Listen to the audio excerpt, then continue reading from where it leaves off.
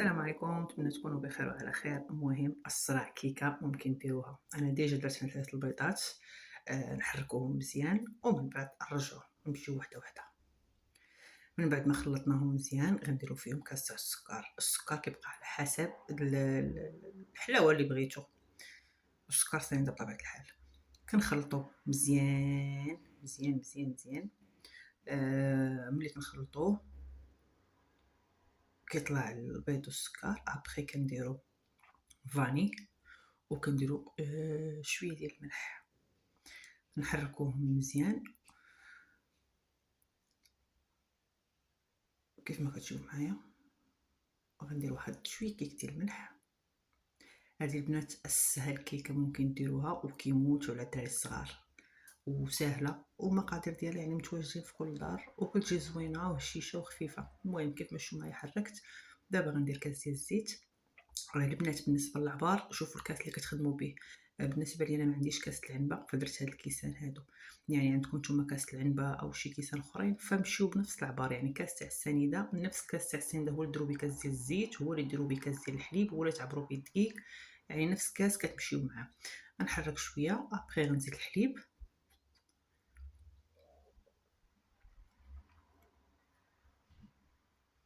كيف ما كتشوفوا معايا. نحركو مزيان. اللي عنده خلاط الكهربائي راه يديرو، اللي عنده المولينكس يدير المولينكس. بالنسبه لي انا ما عنديش، عندي غير الخلاط هذا اللي كنخلط به فهو اللي خدامه به. دابا غنمشيو للدقيق.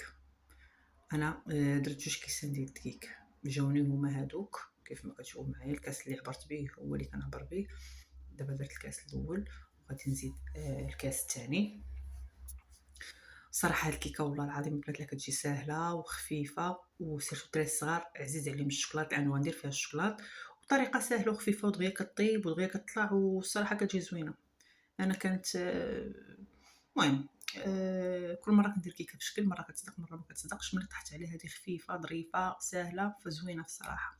الخماره كنخليها هي الاخر. كيف ما كتشوفوا الخماره ديال 15 غرام هي اللي درتها.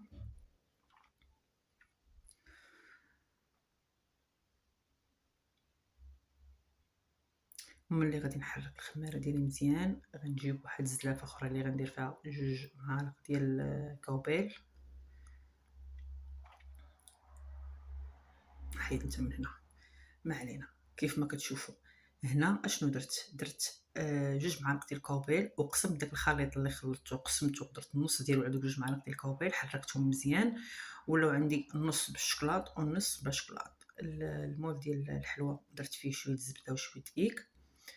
الفران ديجا شعلته باش يسخن شويه على درجه 180. غادي نخوي الابيض لتحت وغنخوي فوقو ديال الشكلاط او العكس يعني ما كاينش فرق. كيف ما كتشوف معايا غادي نخوي النص الاول ومن بعد غنزيد عليه النص الثاني ديال الشكلاط.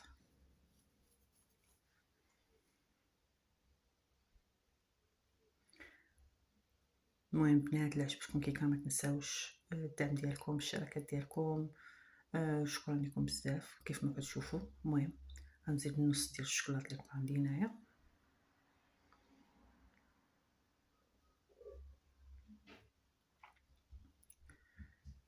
كيف ما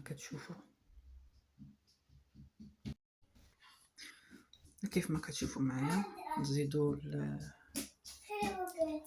نزيدو الشكلاط ديالنا هنايا نكملوه كله. واخا كيف ما كتشوفوا معايا كله درنا في المول ديالنا. حركها شويه هكا. نحرك شويه باش يتخلط شويه الكحل مع البيض. والفران ديجا قلت لكم شاعل هذا حراره 180. وغنديروا الكيكه ومن بعد نرجعوا.